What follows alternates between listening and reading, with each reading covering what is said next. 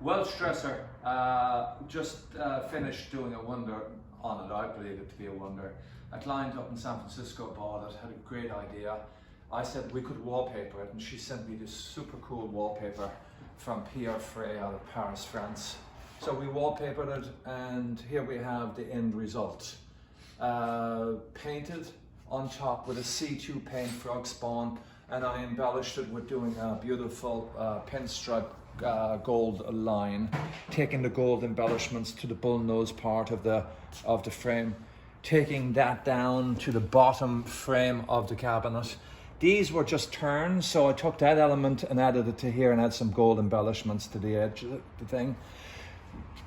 So overall, the piece comes together. You can see how the wallpaper had to be come into itself, like the bridge within the arch of the door. If you see how the flow goes, when you open up the drawer, it still continues on to the bottom. This cabinet today is going to be used for an audio-visual part for somebody, for the lady up in San Francisco. She's going to use that.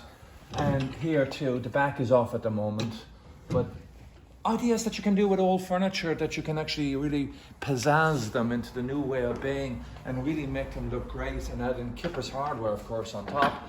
With the wax that gives it its aged tones, sepia tones.